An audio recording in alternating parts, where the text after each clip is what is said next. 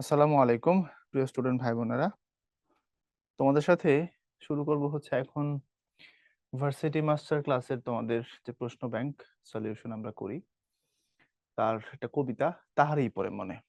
Romantic প্রেমের কথাবার্তা এখানে আছে, বুঝতেই পারো, তোমরা জানো এই কবিতা সম্পর্কে এখানে কি কি বলা আছে, তাই না?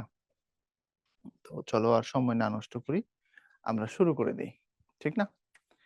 এখানে আমরা পড়বো যে প্রশ্নগুলো, একটু দেখো কি অবস্থা। কহিল উত্তরে তোলে মাঘের সন্ন্যাসী, চরণে মাঘের সন্ন্যাসী কি, কোনটি সুফিয়া কামালের রচনা নয়। মানে জাহাঙ্গীরনগরের প্রশ্ন মানে হচ্ছে কবি বা লেখকের ব্যক্তিগত যে অর্জনগুলো থাকে বা রাইটিংস গুলো থাকে সেখান থেকে ব্যাপক প্রশ্ন হয়। দেখো আবার, হ্যাঁ, তো চলো আমরা শুরু করে দিই। এবং তার আগে যথারীতি আমরা একটা অ্যানালাইসিস দেখতে পাচ্ছি।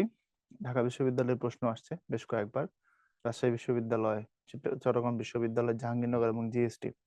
মানে বলতে পারো প্রশ্নের মেলা বিশাল। গুরুত্বপূর্ণ টপিক, ভারী টপিক, এবং যথেষ্ট সিরিয়াসলি নিতে হবে এটাকে। কুহেলি উত্তরে তোলে মাঘের সন্ন্যাসী, চরণটিতে মাঘের সন্ন্যাসী কি, কুয়াশা, শীতকাল, চাদর, সমীরণ।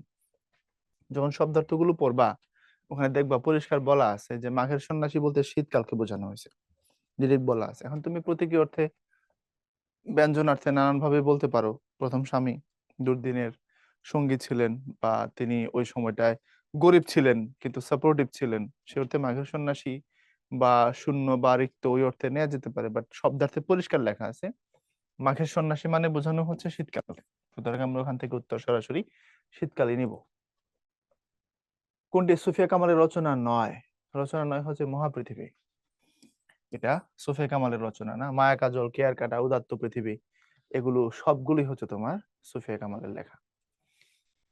তারপরে আসো, তাহারই পরে মনে কবিতায় কবিকে আচ্ছন্ন করে আছে আবেগ ও অভিমান, উদাসীনতা ও ব্যস্ততা, স্মৃতিকাতরতা ও ঋতুবিমুখতা, বিষাদময় রিক্ততার সুর।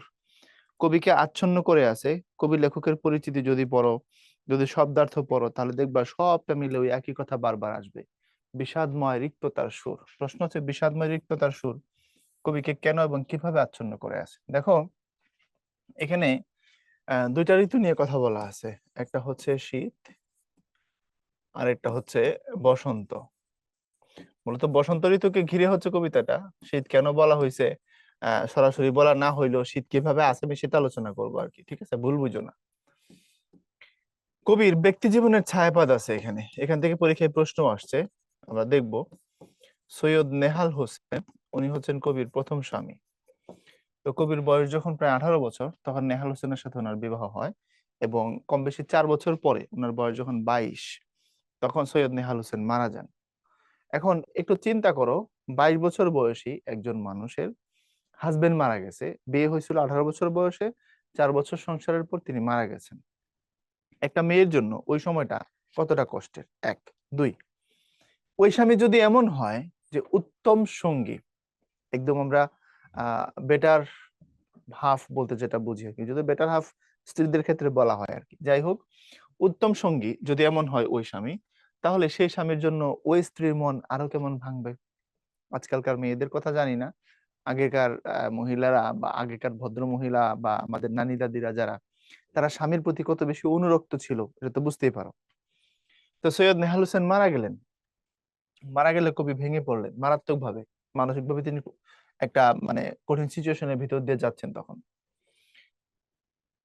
এখানে যেটা উল্লেখ করার মতো বিষয় সেটা হলো, প্রথম জীবনটাতে উনি কবি হিসাবে ততদিন পর্যন্ত অর্থ, বিত্ত, খ্যাতি, যশ এগুলো ওইভাবে লাভ করেন নাই। তখনও জীবনটা স্ট্রাগলিং অবস্থার মধ্যে আছে, কঠিন সিচুয়েশনের ভিতর দিয়ে তিনি যাচ্ছেন।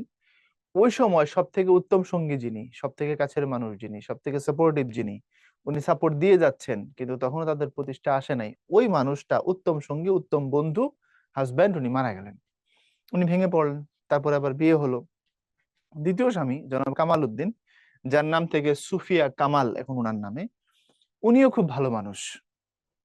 উনিও ভালো মানুষ, উনিও সাপোর্টিভ, এবং পরবর্তী প্রায় বছর তিনেকের মধ্যে তাদের জীবনে অর্থ, বৃত্ত, স্বাচ্ছন্দ্য, খ্যাতি, যশ এগুলো আসলো। এখন দুই জীবনের মধ্যে তুমি যদি কম্পারিজন দেখো, সৈয়দ নেহাল হোসেন ভালো মানুষ ছিলেন, সাপোর্টিভ ছিলেন, কিন্তু তখনও তাদের লাইফে ওইরকম ভাবে বড় অ্যাচিভমেন্ট তৈরি হয় নাই। দ্বিতীয় স্বামীর ঘরে যাওয়ার পরে অ্যাচিভমেন্টও তৈরি হয়েছে, স্বামীও ভালো। তো এই যে দুইটা সময়, প্রথম জীবনটা কষ্টের, এটাকে কবি বলেছেন শীতকাল, শীত ঋতু। আর দ্বিতীয় জীবনের যে সুখের সময়টা, এটাকে বলেছেন বসন্তকাল। এবার কি বুঝছো কেন কিভাবে আসছে? বসন্তকে ঘিরেই কবিতা, কিন্তু শীতের প্রভাব কিভাবে এখানে আছে, কিভাবে আছে আমরা দেখি। তোমাদের এই কবিতার মধ্যে প্রশ্ন আসে যে কবিতাটা কেমন সংলাপ ধর্মী। এই প্রশ্ন কতবার বোর্ডে, তারপরে বিশ্ববিদ্যালয়ে আসছে তার কোনো হিসাব নাই। সংলাপ ধর্মী, সংলাপ ধর্মী মানে হচ্ছে, দেখবা এটা ইনভার্টেড কমা দিয়ে শুরু, ইনভার্টেড কমা দিয়ে শেষ। খেয়াল করে দেখো, হে কবি নীরব কেন ফাগুন যে এসেছে ধরায়, বসন্তে বরিয়া তুমি লবে নাকি তব বন্দনায়। মানে শুরুই হয়েছে একটা ডায়লগ দিয়ে, তারপরে ডায়লগ দিয়ে ডায়লগ দিয়ে ডায়লগ দিয়ে, কবি আর কবির ভক্তের মধ্যে কথাবার্তা। এখন কবির ভক্ত কবিকে জিজ্ঞাসা করতেছে, আপনি কেন নীরব? বসন্তকাল আসছে, আপনি বসন্তকে সেলিব্রেট করবেন না? বসন্তকে উদযাপন করবেন না? মানে কবিরা সাধারণত বসন্তকাল দ্বারা খুব প্রভাবিত হন। বসন্ত আসে তারা লেখালেখি করেন। ওই যে লেখা আছে রচিয়া লহ না আজো গীতি, মানে গান তুমি রচনা করো না। গান মানে এখানে যে খালি গান গাইবার মতো গান এমন না, কবিদের হাতে তৈরি করা সাহিত্য অর্থাৎ কাব্য। সহজ কথা, এখানে গান বলতে সৃষ্টিকর্ম বা কাব্যকে বোঝানো হয়েছে। তো তুমি বসন্তকাল আসছে, তুমি আনমো না কেন? ব্যাপারটা এমন যেন তোমার ব্রেকআপ হয়েছে, তোমার মন খারাপ, তুমি কেন লেখালেখি করো না? এভাবে যখন কবির ভক্ত কবিকে বলতেছে বারবার, তখন একটা সময়ে কবি বলছে যে দেখো, বসন্ত যে আসছে এটা তো আমি জানি না, আমি তো জানি না বসন্তকাল চলে আসছে, আমি জানি না। তখন কবির ভক্ত বললো যে হ্যাঁ আসছে, তো লেখো। এক পর্যায়ে কবি বললেন, আমি না হয় এবার নাই লিখলাম, বসন্ত না হয় এবার আমার লেখা নাই পাইলো, তাতে করে তো বসন্ত তো ব্যর্থ হয়ে যাবে, ব্যাপারটা এমন না।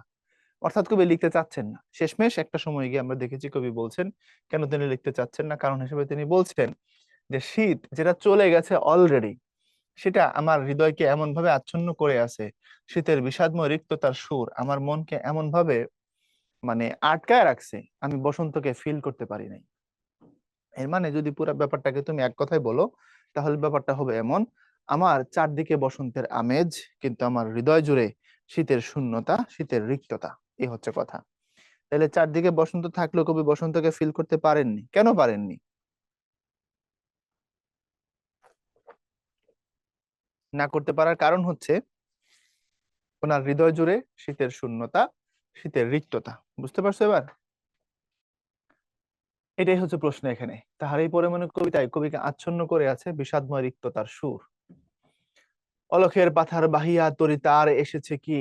এখানে অলখের পাথার হলো দৃষ্টি অগোচরের সমুদ্র, অসীম সমুদ্র, সমুদ্রের ফল্গুধারা, অকুল দরিয়া।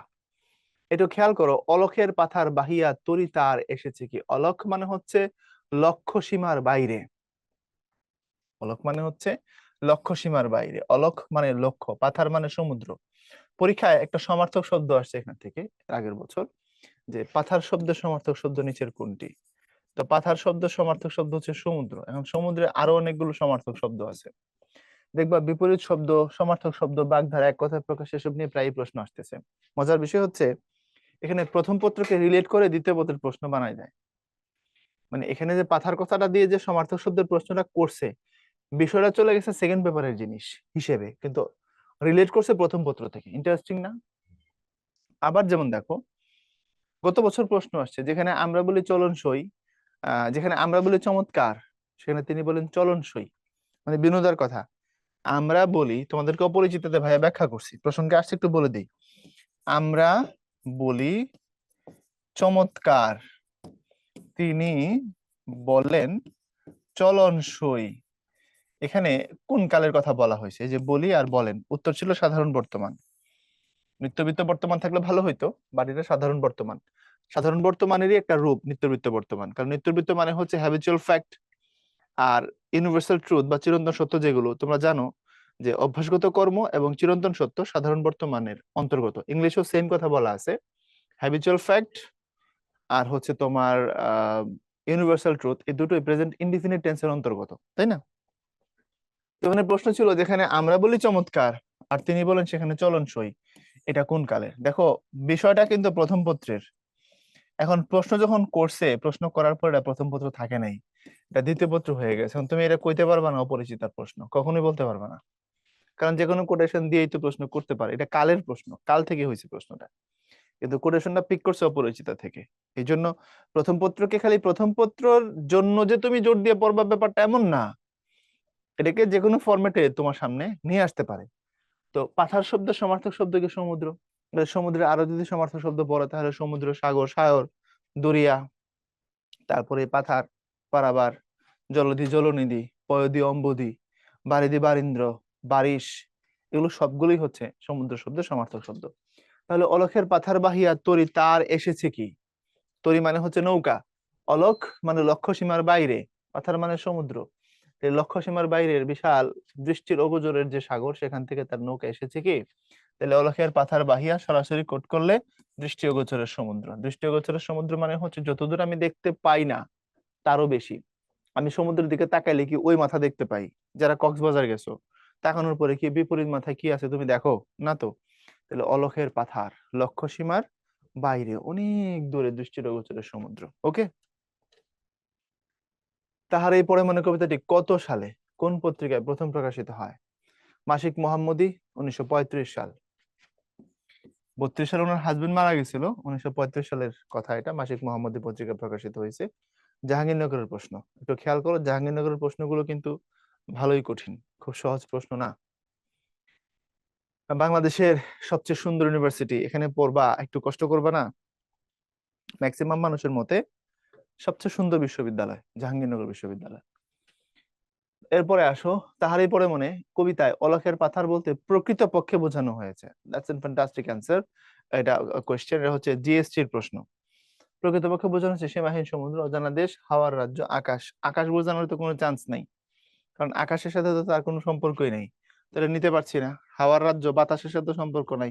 অজানা দেশের কথা বলাই হয় নাই, পাথার যেহেতু আছে সমুদ্রের আনসার নিতে হবে, তো নিলাম সমুদ্র। কোনটি সংলাপ নির্ভর কবিতা? 18 বছর বয়স, বিদ্রোহের প্রতিদান, তাহারই পরে মনে, তাহারই পরে মনে।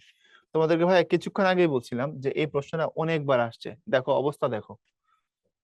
জিএসটি বি 23-24, চিরাং বিশ্ববিদ্যালয়ের বি 22-23, চিরাং বিশ্ববিদ্যালয়ের জিতে আসছে 14-15, চিরাং বিশ্ববিদ্যালয়ের ডিতে আসছে, ঢাকা বিশ্ববিদ্যালয়ের বিতে আসছে 11-12-তে। সংলাপ নির্ভর মানে এখানে কথোপকথন আছে, সোজা কথা। কথোপকথন আছে, কথোপকথন মানে হচ্ছে কবি এবং কবির ভক্তের মধ্যে, কবি ও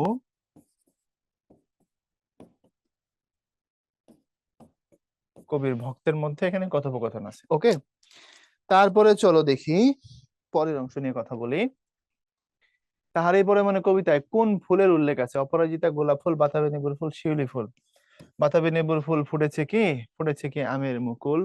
দক্ষিণা সমীর তার গন্ধে গন্ধে হয়েছে কি অধীর আকুল। এখন ধরো এখান থেকে যদি প্রশ্ন করে দেয় সমীর শব্দের সমার্থক শব্দ কি? এখন একবার আসছে পাথার, এখন যদি সমীর আসে তো কি করবা? সমীর মানে হচ্ছে বাতাস, তাহলে সমীর, সমীরণ, বাতাস, বায়ু, বায়, পবন, যেভাবেই হোক এই প্রশ্ন তোমার দিতে পারে। এজন্য কখনোই একমুখী প্রিপারেশন নিবা না। কথা বুঝতে পারছো? একমুখী প্রিপারেশন নিবা না, একদিকে না। প্রশ্ন তোমার যে প্রিপারেশনটা হবে সেটা যেন যথেষ্ট ডাইভার্সিফাই থাকে। জননী সাহসিকা বলা হয় কাকে? জননী সাহসিকা বলা হয় সুফিয়া কামালকে। এবং দেখো এখানে জাহানারা ইমামের অপশন রাখছে, কারণ তোমার ভুল করার জন্য রাস্তা বানাই দিছে। জাহানারা ইমামের অপশন থাকার কারণ কি? কারণ জাহানারা ইমাম এবং সুফিয়া কামালের উপাধি এবং তাদের দুটো বই আছে বেশ কাছাকাছি।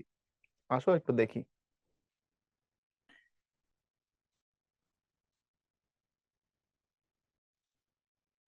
দেখো,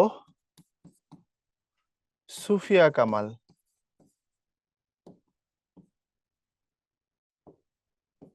ওনাকে বলা হয় জননী সাহসিকা। ওনার একটা বই আছে, বইটার নাম হলো 71-এর ডায়েরি। এভাবেই লেখা বানানটা, এই জন্য আমি নিলাম। আচ্ছা, 71-এর ডায়েরি। আরেকজন মানুষ নিচে যার নাম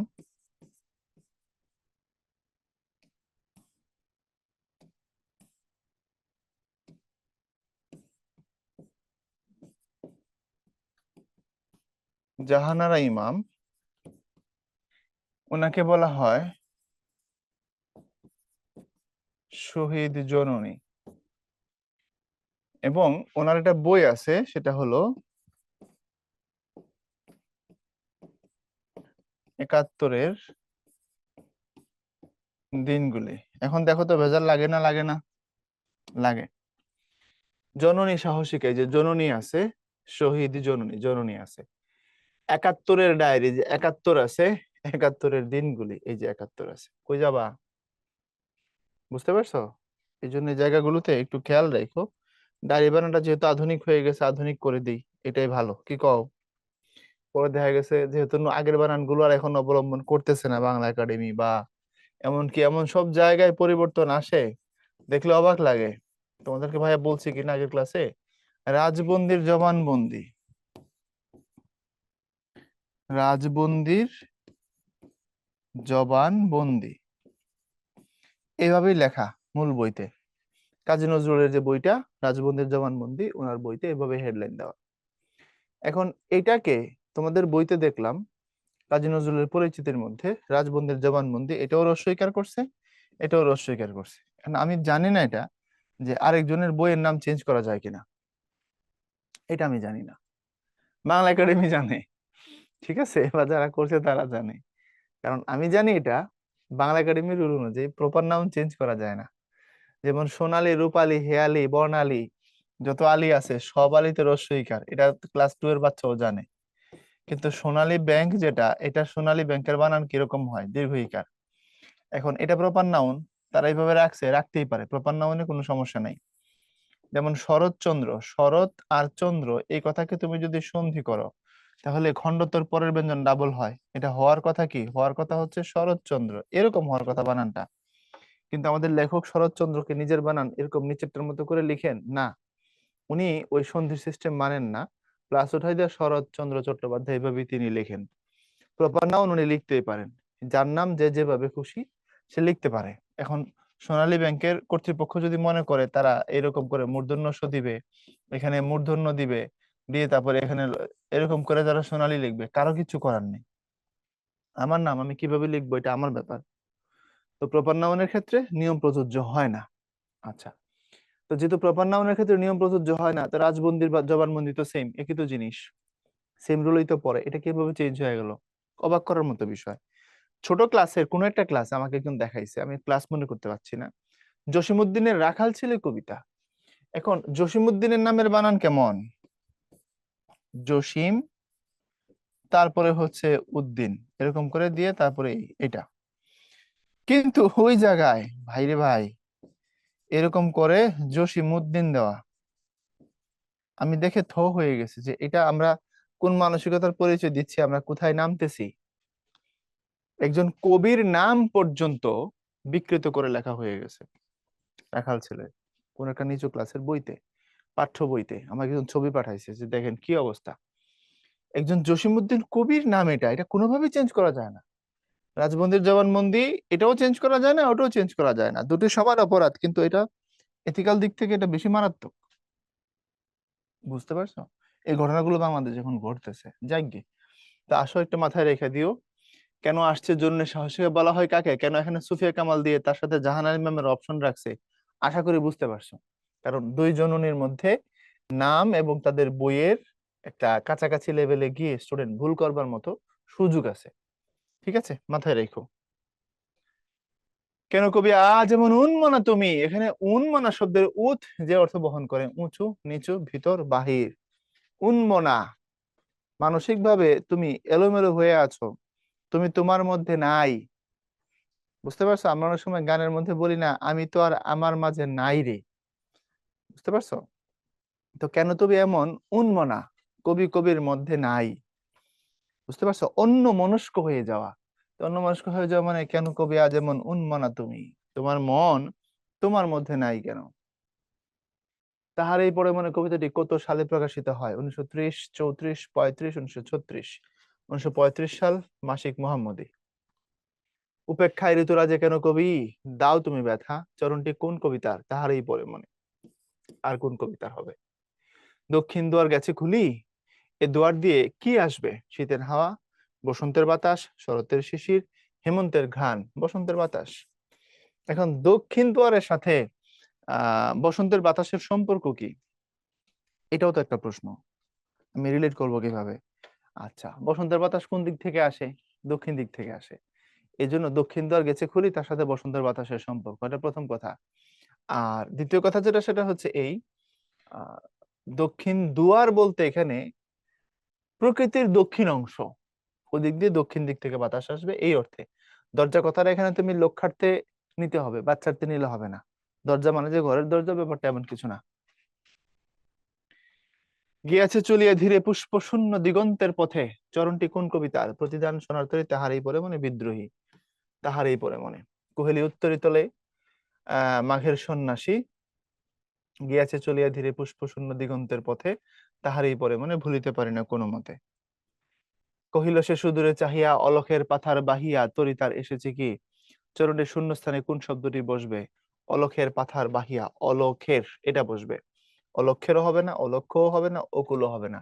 আমি তোমাদের আগের লেকচারটাতেও বলছিলাম যে কবিতা ভালো মতো পড়ো, আবার লিখে দিই, কবিতা ভালো মতো পড়ো। কেন? কারণ বিদ্রোহী কবিতা থেকে যদি এমন লাইন দেয়, বলো কি অবস্থা হবে?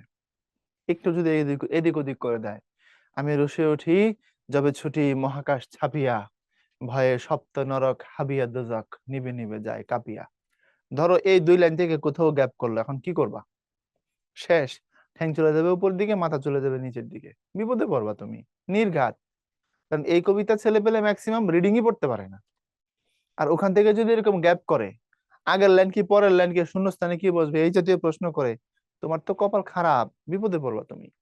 এই জন্য যতটুকু সম্ভব কবিতার লাইনগুলো ভালো করে পড়ো। ওই যে জাহাঙ্গীরনগরের প্রশ্ন দেখো, জাহাঙ্গীরনগর মানেই হচ্ছে তোমাকে একটু কাঁপাই দিবে। কহিল, সরি, আচ্ছা, তাহারই পরে মানে কবিতাটি কোন ঋতুকে কেন্দ্র করে রচিত? শীত, বসন্ত, শরৎ, হেমন্ত। তোমাদের একটু আগেই বলছিলাম বসন্ত নিয়ে এই কবিতাটা হচ্ছে লেখা, তবে শীতের প্রসঙ্গ আসবে। কবিতা লেখা হয়েছে বসন্তকে নিয়ে, কিন্তু প্রসঙ্গ শীতের আসবে। কেন আসবে? সরাসরি আসবে না। শীত এখানে অনুক্ত ক্রিয়াপদের মতো আর কি, কর্তা হিসেবে উজ্জ্ব থাকবে, পেছন থেকে থাকবে। কিভাবে? ওই যে শেষের দিকে বলা আছে। কিভাবে বলা আছে মাঘের সন্ন্যাসী শীতের কথা? একদম শেষের দিকে, কহিলি উত্তরিতলে মাঘের সন্ন্যাসী, গিয়াছে চলিয়া ধীরে পুষ্প শূন্য দিগন্তের পথে, রিক্ত হস্তে তাহারই পরে মনে, ভুলিতে পারি না কোনো মতে। এই যে আসছে, বুঝছো?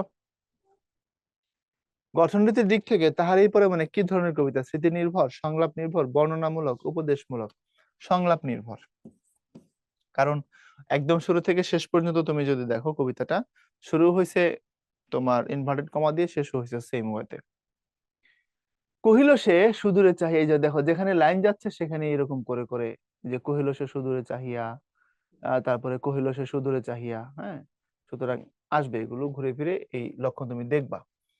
কহিল সে সুদূরে চাহিয়া, এর পরের অংশ কোন অংশটি কোনটি? দেখো রাজশাহী বিশ্ববিদ্যালয়তে এই কাজ করে না, কিন্তু তারা এখানে জাহাঙ্গীরনগরের ফ্যান ফলোয়ার হয়েছে, হয়ে তারপরে প্রশ্ন করছে।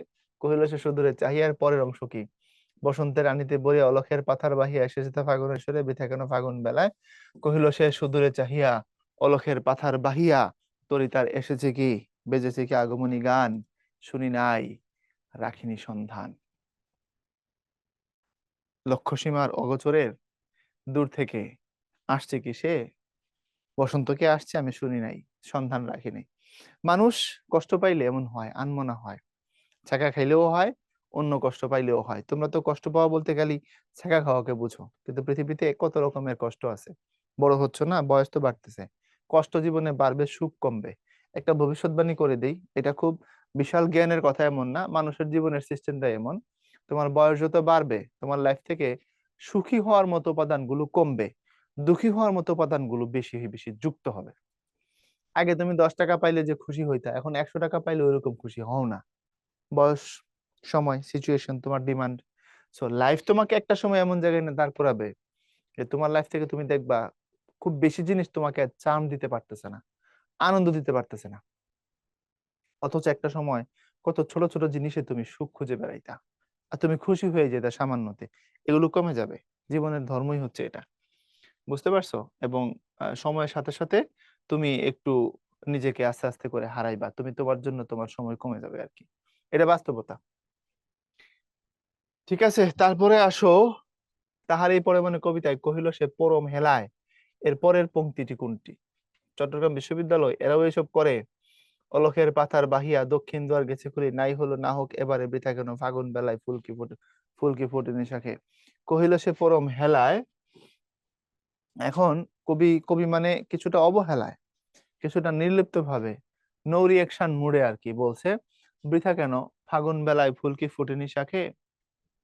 কহিল সে পরম হেলায়, বৃথা কেন, যখন বসন্তকে বৃথা করে ফেলছো এরকম করে একটা অভিযোগ করলো কবির ভক্ত, তখন তিনি রিপ্লাই দিছেন বৃথা কেন, ফাগুন বেলায় ফুলকি ফোটেনি শাখে। কোন কবিতায় বাতাবি লেবুর উল্লেখ আছে? ঐকতান তাহারই পরে মানে সেই অস্ত্র লোক লেখান্তর, তাহারই পরে মানে বাতাবি লেবুর ফুল ফুটেছে কি আমের মুকুল। তাহারই পরে মানে কবিতার সার কথা কি? অতীত মানব মনের সম্পর্ক, অতীত প্রেমের সম্পর্ক, প্রকৃতি ও মানব মনের সম্পর্ক, প্রকৃতি অতীতের সম্পর্ক, প্রকৃতি ও মানব মনের সম্পর্ক। প্রকৃতির কথা এখানে বসন্তের কথা আসছে, আর তার সাথে মানব মনের যে রিলেশন, বসন্ত আসার পরও আমার খুশি হওয়ার কথা, আমি খুশি হইলাম না, এই যে প্রকৃতি ও মানব মনের সম্পর্ক। উত্তরী শব্দের অর্থ কি? উত্তরী শব্দের অর্থ হচ্ছে চাদর। কথাটা মূলত উত্তরীয়, বিভিন্ন জায়গায় দেখবার ব্যবহার আছে এরকম, উত্তরীয়। তো কবিতায় তো সাধারণত এই জিনিসগুলো কবিরা যে কোনো ভাবে ব্যবহার করতে পারেন। হ্যাঁ, তবে এটা যে উনি কাস্টমাইজ করে ফেলছেন এমন না। উত্তরীয় মানেও চাদর, উত্তরী মানেও চাদর, দুটোতেই ঠিক, কোনো অসুবিধা নাই। তবে এটা মনে রাখো, কবিতায় কবিরা চাইলে ব্যাপক কাস্টমাইজ করতে পারেন শব্দ। যেমন দেখো কিছু উদাহরণ, এই যে একবার, এই কথাটা কিরকম করে আবার বলা যায়? বার এক, আমরা বলি না 5,000, হাজার পাঁচেক, ওইরকম একবার বার এক। এটাকে আরেকটু যদি করি তাহলে হবে বারেক। এখন কবিতার মধ্যে মানে আমি সোনার তরীর কথা বলছি, ওখানে যে বলছে ওগো তুমি কোথা যাও কোন বিদেশে, বারেক ভিড়াও তরি কুলেতে এসে, ওখানে বারেক মানে কি? তুমি কি কবিতা পড়ার পরে কোথাও এটার ব্যাখ্যা শুনছো? তোমার টিচার কি বলছে যে এটা বারেক মানে আব্দুল বারেক? বারেক মানে তো আব্দুল বারেক না। তুমি জানো বারেক মানে হচ্ছে একবার। ওগো তুমি কোথা যাও কোন বিদেশে, বারেক ভিড়াও তরি কুলেতে এসে, একবার তুমি তোমার নৌকাটা কুলে এসে ভিড়াও। তাহলে এখন বারেক কথার ব্যবহার এখানে কেন এইভাবে করলেন, এটা হচ্ছে প্রশ্ন। দেখো 1 2 3 4 এটা 4 মাত্রা, 1 2 3 4 এটাও 4 মাত্রা, 1 2 3 এটা 3 মাত্রা। এখন সোনার তরী কবিতার মধ্যে ভাইয়া যে লেকচারে তোমাদের দেখাইছি, এটা ছিল হচ্ছে 8 প্লাস 5 মাত্রা। ওগো তুমি কোথা যাও কোন বিদেশে, বারেক ভিড়াও তরি কুলেতে এসে। তুমি যদি ছন্দ মাত্রা হিসাব করতে যাও তাহলে দেখবা এই জায়গায় 4 মাত্রা হইলে আর মিলে না। মিলে না বলে বারেক ভিড়াও তরি, বারেক ভিড়াও 3, তরি 2, 8, বারেক 3, ভিড়াও 3, তরি 2, এ হলো 8। বুঝছো কথা? এখন এটা ছন্দের তাল রক্ষার জন্য কবি এই একবার বারেক ওটাকে বলছেন বারেক। আচ্ছা, ঠিক রাখাল ছেলে কবিতা, যেটা একটু আগে কথা বলছিলাম জসীমউদ্দিনের, রাখাল ছেলে বারেক ফিরে চাও, বারেক ফিরে চাও মানে একবার ফিরে চাও। আবার লোকলোকান্তর কবিতা, যেটা তোমাদের এখন আর সিলেবাসে নাই, ওই কবিতা দেখবা এক জায়গায় বলা আছে, চোখ যে রাখতে নারী অত বড় বন্য ঝোপের উপরে। এই নারী মানে হচ্ছে মূলত পারি না, এই পারি না রে তারপরে বলা যায় না পারি, এই পারি না, না পারি সেখান থেকেই হলো নারী।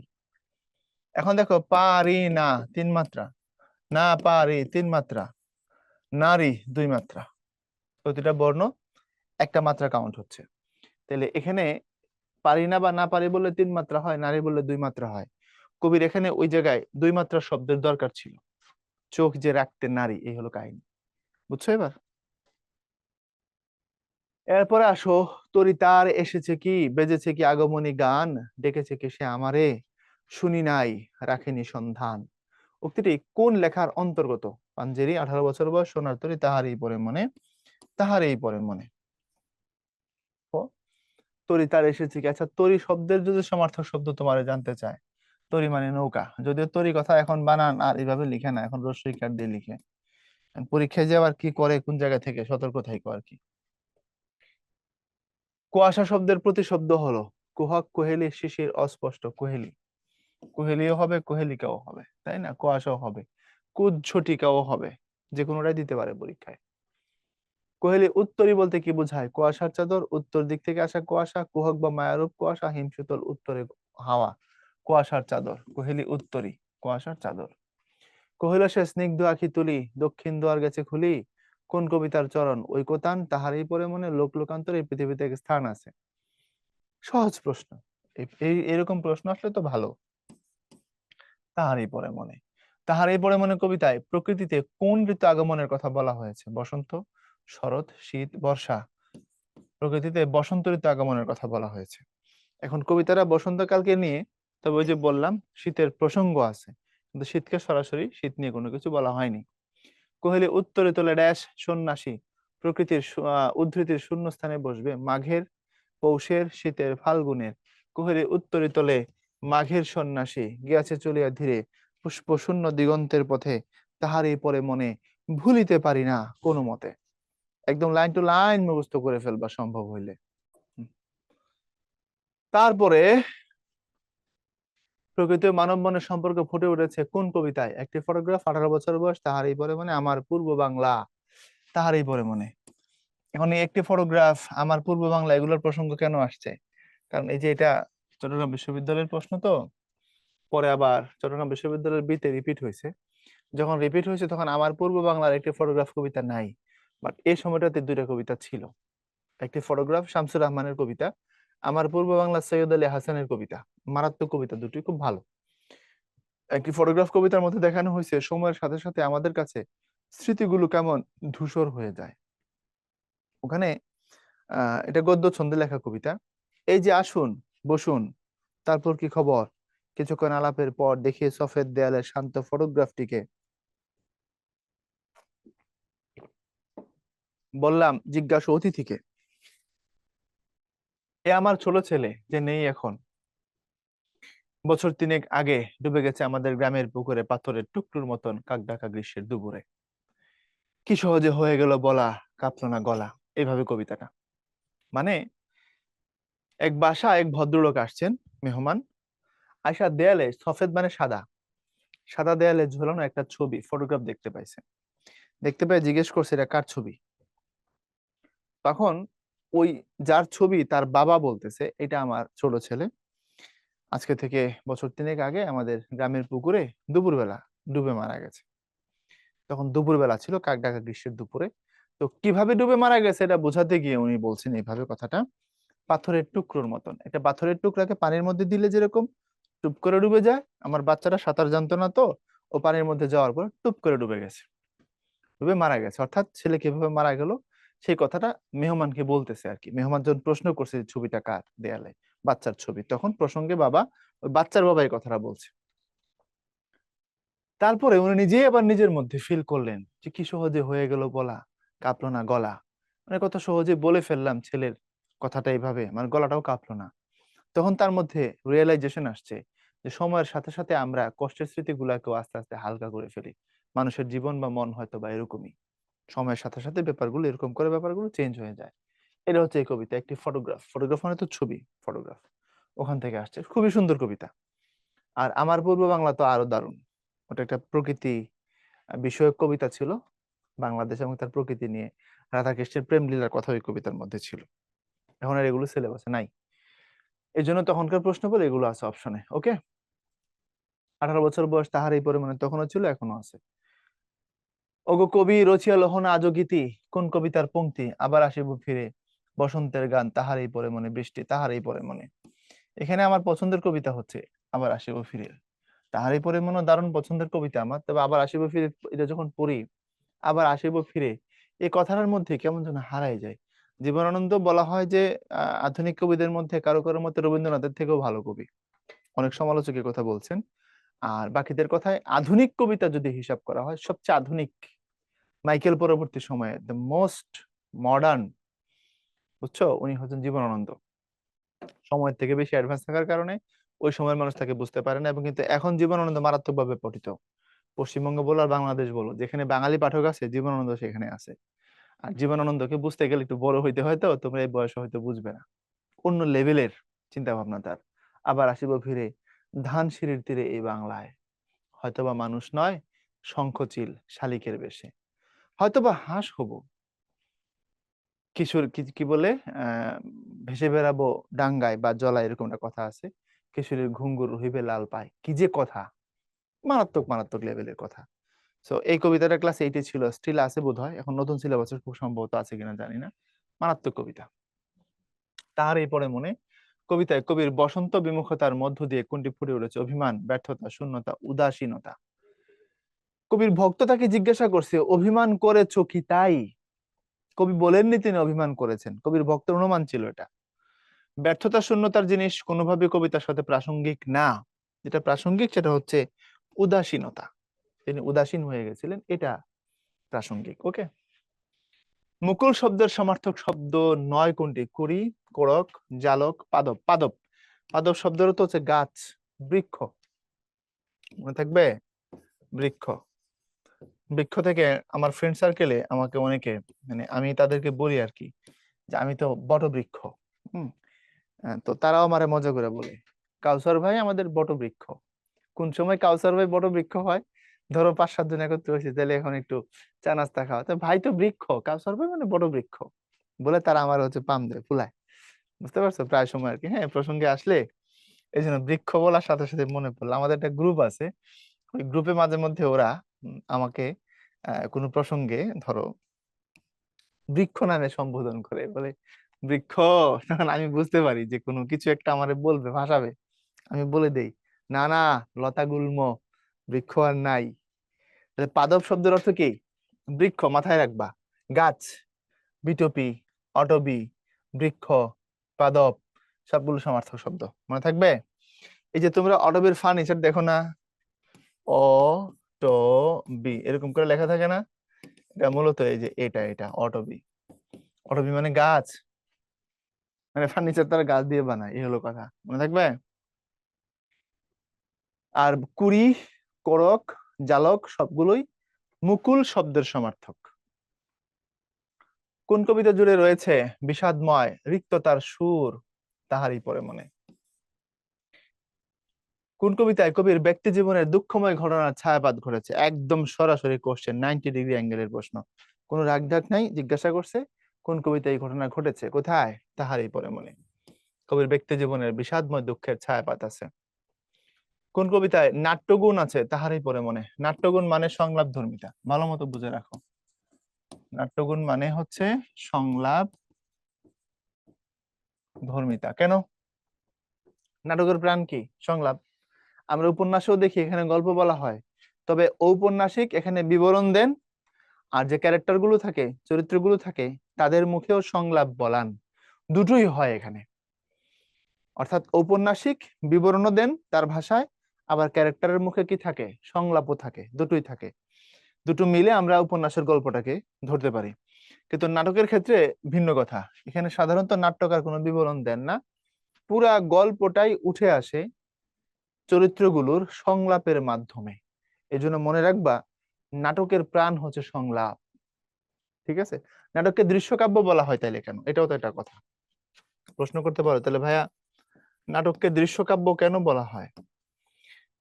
তোমাদের নাটকের যে ওয়ান শট গুলো হবে, সেখানেও নাটক নাটক নিয়ে কথা, কি বলে ওয়ান শট নাম, সরি ওয়ান শট তো দেওয়াই আছে অলরেডি, আমাদের ইউটিউব চ্যানেলে দেখে নিও।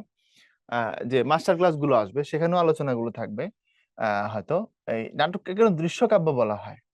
দেখো, দৃশ্য মানে দেখা যায় এমন না, কাব্য মানে কবিতা। আচ্ছা, তোমরা যদি শেক্সপিয়রের নাটক পড়ো বা দেখো, যদি অ্যাটলিস্ট মূল নাটকগুলো, দেখবা সবগুলোই কবিতার ঢঙে ঢঙে লেখা, মানে ডায়লগ গুলো যে বলছে পাত্রপাত্রীরা, সবগুলো কাব্য স্টাইলে লেখা। আগের সমস্ত নাটকই কাব্যিক ঢঙে হইতো, রোমিও জুলিয়েট থেকে শুরু করে যা যা আছে সব। এর জন্য বলা হয় দৃশ্য কাব্য। কাব্য বলার মূল কারণ এটা। আর দৃশ্য কেন বলা হয়? দৃশ্য বলা হয় এই কারণে, নাটক তো আর পড়ার জন্য লেখা হয় না, নাটক লেখা হয় হচ্ছে অভিনয় করার জন্য। নাটক অভিনয় করবে পাত্রপাত্রীরা, দর্শক দেখবে। দর্শক নাটক পড়বে ব্যাপারটা এমন না, দর্শক দেখবে, এই জন্য নাটক তৈরি করা হয়। তাহলে নাটক সামনে উপস্থাপিত হয়, কবিতার ঢঙে ঢঙে ডায়লগ থাকে, এই দুই মিলে নাটককে বলা হয় দৃশ্য কাব্য, মনে থাকবে। তাহারই পরে মানে কবিতায় কোন কোন ফলের উল্লেখ আছে? আম, কাঁঠাল, আম, জাম, বাতাবি ও কাঁঠাল, বাতাবি ও আম, বাতাবি ও আম। বাতাবি লেবুর ফুল ফুটেছে কি? ফুটেছে কি আমের মুকুল, দক্ষিণা সমীর তার গন্ধে গন্ধে হয়েছে কি অধীর আকুল। কহিল সে স্নিগ্ধ আঁখি তুলি, বাক্যটিতে স্নিগ্ধ আঁখি বলতে বোঝায় মায়াবী চোখ, অশ্রুসিক্ত নয়ন, কোমল চোখ, উৎসুক চাহনি। এটা নিয়ে প্রচুর গবেষণা আছে যে এটার সঠিক উত্তর কোনটা হবে। কাছাকাছি সবগুলো চলে যায়, তবে আমরা যেটাকে সবচেয়ে বেস্ট বলে মনে করছি সেটা হচ্ছে উৎসুক চাহনি, কারণ মায়াবী চোখ এটা যায় না কোনোভাবে। অশ্রুসিক্ত নয়ন, স্নিগ্ধ শব্দের তো অশ্রুসিক্ত না, এটাও যায় না। কোমল এটা যেতে পারে, উৎসুক চাহনি এটাও যেতে পারে, তবে দুটার মধ্যে এটাকে বেস্ট অ্যান্সার মনে হয়েছে আমাদের, তাই আমরা এটা নিচ্ছি।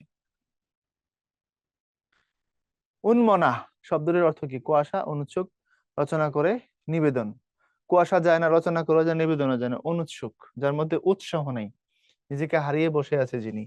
ছেঁকা খায়া বেকা হয়ে গেলে অনেক সময় তোমাদের বন্ধু বান্ধবদের দেখবা যে 5 জন মিলে গল্প করতেছো, কিছুক্ষণ পর ওরা জিজ্ঞেস করছো তাহলে তুই কি কস, ও বলবে হ্যাঁ। ধরো 2 বার ওরা জিজ্ঞেস করছো যে তুই কি কস, ওর খবর না, এরকম করে আছে। তারপর আবার যে এই তুই কি কস বল না, হ্যাঁ তোরা কিছু কইলি, তখন তোমরা বলবা কেন আজ এমন উন্মনা তুমি, কথা তো নব পুষ্প সাজ। ওকে, এ হচ্ছে অনুৎসুক, উৎসাহ নাই এরকম। হ্যাঁ, কহিলি উত্তরে তোলে মাখের সন্ন্যাসী, চরণটি কোন কবিতার? সাম্যবাদী। ঐকতান সেই অস্ত্র তাহারই পরে মনে, তাহারই পরে মনে। কহিল সে স্নিগ্ধ আখি তুলি, পরের লাইন, আমারে তুমি গিয়াছো ভুলি, দক্ষিণ দ্বার গেছে খুলি, অলখের পাথার বাহিয়া, অশ্রু অশ্রু জলে ভেসে চলি। কহিল সে স্নিগ্ধ আখি তুলি, অলখের পাথার বাহিয়া, তরি তার এসেছে কি, বেজেছে কি আগমনী গান। কহিল সে স্নিগ্ধ আখি তুলি, দক্ষিণ দুয়ার গেছে খুলি। এখন কহিল সে স্নিগ্ধ আখি তুলি, সে উৎসুক চাহনি দিয়ে জিজ্ঞাসা করলো দক্ষিণের দরজা কি খুলে গেছে, তরি তার আসছে, ঘটনা কি ঘটছে। এখন খেয়াল করে দেখো,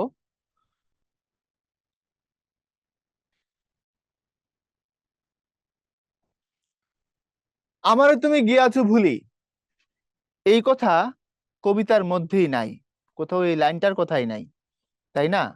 আমারে তুমি গিয়াছো ভুলি এই কথা কবিতার লাইনের মধ্যে কোথাও নাই, তাহলে এটা কোনো দিক থেকে প্রাসঙ্গিক না। আর নিচেরটা যেটা আছে, অলখের পাথার বাহিয়া চলি, এই চলি অলখের পাথার বাহিয়া তরি তার এসেছে কি, এই পর্যন্ত বলা যায়, কিন্তু চলি দেওয়ার সাথে সাথে এটাও ভুল হয়ে গেছে। এই দুইটা লাইন এই কবিতার, কিন্তু চলি দেওয়ার কারণে লাইনটাই ভুল। অশ্রু জলে ভেসে চলি এটা কবিতাতেই নাই, আমারে তুমি গিয়াছো ভুলি কবিতাতেই নাই, তাহলে দুইটা কবিতাতে নাই, বাদ দিয়ে দিলাম। অলখের পাথার বাহিয়া চলি, এটা কবিতাতে লাইনটা আছে, বাট চলি থাকার কারণে এটা ভুল হয়েছে, চলি কবিতার মধ্যে নাই। বাকি থাকলো দক্ষিণ দুয়ার গেছে খুলি, এটাই, তাই না? তারপরে তাহার এই পরে মানে কবিতাটিতে কোনটির উল্লেখ নেই? আমের মুকুল, কমল বন, বাতাবি নেব, মাধবী করি। কমল বন এটার উল্লেখ নেই, বাকি সবকিছুর উল্লেখ আছে। বাতাবি লেবুর ফুল ফুটেছে কি, ফুটেছে কি আমের মুকুল, এক লাইনে দুটার কথা আসছে। বাতাবি লেবু, ওখানে নেবু বলছে একই কথা। মাধবী কুড়ির বুকে গন্ধ নাহি, করে নাই অর্ঘ্য বিরচন, ওই কথাও আসছে। নাই হচ্ছে কমল বনের কথা। তাহার এই পরে মানে কবিতায় কার আগমনী গানের কথা বলা হয়েছে? বসন্তের আগমনী গান। বেজেছে কি আগমনী গান, ডেকেছে কি সে আমারে, শুনি নাই রাখিনি সন্ধান। অলখের পাথার বাহিয়া তরি তার এসেছে কি, কার তরি? গ্রীষ্মের, বসন্তের, বর্ষার, শীতের? ডেফিনেটলি বসন্তের। এই প্রশ্নগুলো অনেক সহজ। ফুল কি ফোটেনি শাখে, পুষ্পলতে লোভিনী কি ঋতুর রাজন। ঋতুর রাজন, রাজন শব্দের অর্থ রাজা। বসন্তের মানে ঋতুর রাজা বসন্ত কি পুষ্পের আরতি লাভ করেনি? পুষ্পের আরতি মানে ফুলের আরতি দেওয়া, অঞ্জলি দেওয়া, ফুলের অর্ঘ্য দেওয়া, অর্থাৎ ফুল দিয়ে কি বসন্তকে বরণ করা হয়নি, এই অর্থে। তাহার এই পরে মানে কবিতায় কার কথা কবির মনে পড়ে? শীত ঋতুর, বসন্ত ঋতুর, স্বজনদের, কবি ভক্তের, যে পেছন দিকে চলে গেছে, তাই না? অর্থাৎ শীতের কথা মনে পড়ে। তোমাদের বলছিলাম শীতকে নিয়ে কবিতা রচিত হয়নি, কবিতা রচিত হয়েছে বসন্তকে নিয়েই, কিন্তু এখানে শীতের প্রাসঙ্গিকতা আছে, শীতের কথাই মনে পড়ে, শেষে গিয়ে বলা হয়েছে আমার হৃদয় জুড়ে শীতের বসবাস, চারদিকে যদিও বসন্তের আমেজ। সুফিয়া কামালের পৈতৃক নিবাস কোথায়? ঢাকায়, বরিশালে, কুমিল্লায়, হুগলিতে। কুমিল্লায়, যদি এটা এখন আর কুমিল্লায় নাই, বইতে কুমিল্লা লেখা আছে, কুমিল্লা থেকে তো ব্রাহ্মণবাড়িয়া জেলা আলাদা হয়ে গেছে, এটা এখন পড়ে গেছে ওই এলাকাটা ব্রাহ্মণবাড়িয়াতে। আগে তো ব্রাহ্মণবাড়িয়া কুমিল্লা একটা জেলা ছিল, তো ব্রাহ্মণবাড়িয়া এখন আলাদা জেলা ওই জায়গা থেকে। সুফিয়া কামালের যে জন্মস্থান বা সরি পৈতৃক ভিটা যে এলাকাটাতে, ওটা এখন ব্রাহ্মণবাড়িয়ার অন্তর্গত। তাহার এই পরিমাণে কবিতায় ব্যবহৃত পুষ্পারতি শব্দটি কিভাবে গঠিত হয়েছে? সমাস যুগে, সন্ধি যুগে, প্রত্যয় যুগে, বিভক্তি যুগে। সন্ধি যুগে। পুষ্প যোগ আরতি, পুষ্প যোগ আরতি উত্তর হিসেবে সন্ধি নেওয়া যায়, তবে এটার উত্তর হিসেবে সমাসও নেওয়া যাবে। সমাস নেওয়া যাবে এইভাবে, পুষ্পের আরতি নেওয়া যাবে। পুষ্পের আরতি বললে এটা হয়ে যাবে ষষ্ঠী তৎপুরুষ সমাস। আর এখানে পুষ্পারতি কথাটা যেভাবে আসছে, সেক্ষেত্রে সন্ধি যুগে ভালো উত্তর, কোনো অসুবিধা নেই। সন্ধি সমাস নিয়ে তোমাদের সাথে গ্রামারে বিস্তারিত আলোচনা হবে ইনশাল্লাহ। সেই ক্লাসগুলো আরো বেশি ডিটেইলে হবে, আর অনেক কথাবার্তা থাকবে, বুঝতেই পারো। কারণ ঢাকা বিশ্ববিদ্যালয়ে 3 বা 4 নম্বরের প্রশ্ন আসে সাধারণত প্রথম পত্র থেকে, আর 10 বা 11 বা 12 নম্বরের প্রশ্ন থাকে দ্বিতীয় পত্র থেকে। ডেফিনেটলি সেখানে ক্লাসের সংখ্যাও বেশি হবে, ক্লাসগুলো আরেকটু বড় বড় হবে, স্বাভাবিক। আর প্রথম পত্রে সাধারণত যেহেতু প্রশ্ন কম আসে, আমরা প্রশ্ন পাচ্ছিও কম, দেখাচ্ছিও কম, সিম্পল। তারপরে আসো, বসন্তের প্রতি কবি বিমুখ কেন? বরণের আগে বসন্ত এসেছে বলে কবির শীত কবির প্রিয় বলে, বন্দনাগীতে রচিত হয়নি বলে, রিক্ত শীতের করুণ বিদায়কে ভোলা যাচ্ছে না বলে, রিক্ত শীতের করুণ বিদায়কে ভোলা যাচ্ছে না বলে। কেয়ার কাটা কোন ধরনের বই? কবিতা, গল্প, স্মৃতিচারণ, কাব্যগ্রন্থ? এটা কোন ধরনের বই? খালি বই জানলে হবে না, বইয়ের ক্যাটাগরিও জানা লাগবে। এটা গল্পের বই। মাঘের সন্ন্যাসী গিয়াছে চলে ধীরে পুষ্পশূন্য দিগন্তের পথে উদ্ধৃতাংশটি কোন কবির কবিতা থেকে নেওয়া হয়েছে? নেওয়া হয়েছে হচ্ছে সুফিয়া কামালের কবিতা থেকে নেওয়া হয়েছে, অর্থাৎ তাহারই পরে মনে। কহিল সে সুদূরে চাহিয়া অলখের পাথার বাহিয়া, এই চরণ দুটি কোন কবিতার অন্তর্গত? তাহারই পরে মনে। রচিয়া লহ না আজও গীতি, এখানে রচিয়া লহ না, না কোন অর্থে ব্যবহৃত? নিষেধ, অনুরোধ, আদেশ, তিরস্কার? অনুরোধ। এই না এখানে মূলত বাক্যালঙ্কার অব্যয়। রচিয়া লহ না আজও গীতি বাক্যকে আরো বেশি সুন্দর করেছে, আর অনুরোধ করা হয়েছে এটা দিয়ে। ওকে। কোহেলি শব্দের অর্থ কোকিল, কুহুধ্বনি, কুয়াশা, জ্যোৎস্না। কুয়াশা, কুয়াশা, কোহেলি, কোহেলিকা, কুজ্ঝটিকা সবগুলো সমার্থক। সে ক্রিয়া বিশেষণ, নেতিবাচক ক্রিয়া বিশেষণ এগুলো। হ্যাঁ, না, নি, নাই, নেই, এগুলো ফুটেনি, ধরেনি, খাইনি, যাবো না, খাবো না, দেখবো না, ধরবো না, সমস্তগুলোই নেতিবাচক ক্রিয়া বিশেষণ। তাহার এই পরিমাণে কবিতার স্তবক সংখ্যা, কবিতার স্তবক কাউন্ট করে হলে যাও, নাহলে বিপদে পড়বা। এখন এটার মধ্যে কতগুলো স্তবক আছে? 4টা না 5টা নাকি 6টা নাকি 7টা? স্তবক মানে হচ্ছে প্রতিটা অনেকটা প্যারার মতো আর কি। হ্যাঁ, ওইটা কবিতার ক্ষেত্রে সেটাকে স্তবক বলা হয়। এটার মধ্যে আছে হচ্ছে 5টা স্তবক। তাহার এই পরিমাণে কবিতাটির তাহার এই পরিমাণে কবিতার কবি মাঘের সন্ন্যাসী বলতে বুঝিয়েছেন শীত ঋতু, শীতের কুয়াশা, বিষণ্ণ কবির হৃদয়কে, কবির স্বামীকে। এটাও উত্তর, এটাও উত্তর। এখন কবির স্বামী, যিনি প্রথম স্বামী মারা গেছেন, এই উত্তরটা নেওয়া যাবে না। এই জন্য নেওয়া যাবে না, সরাসরি কিছু বলা হয়নি। শব্দার্থ টিকার মধ্যে ব্যাখ্যায় বলা আছে মাঘের সন্ন্যাসী বলতে এখানে বোঝানো হয়েছে শীত ঋতুকে, এই জন্য আমরা শীত ঋতুকে নিব। কিন্তু যদি লক্ষ্যার্থ ধরো, সেক্ষেত্রে এটা কবির স্বামী অ্যাকচুয়ালি। কিন্তু যেহেতু বইতে শব্দার্থে বলা আছে মাঘের সন্ন্যাসী মানে শীত, এই জন্য শীত নিতে হবে। ওকে, তো এই ছিল কথা। আমরা একদমই শেষ প্রান্তে চলে আসছি, তোমাদের থেকে বিদায় নিব। ভালো থাকবা সবাই, দেখা হবে, কথা হবে আবারও পরবর্তী লেকচারে। আল্লাহ হাফেজ।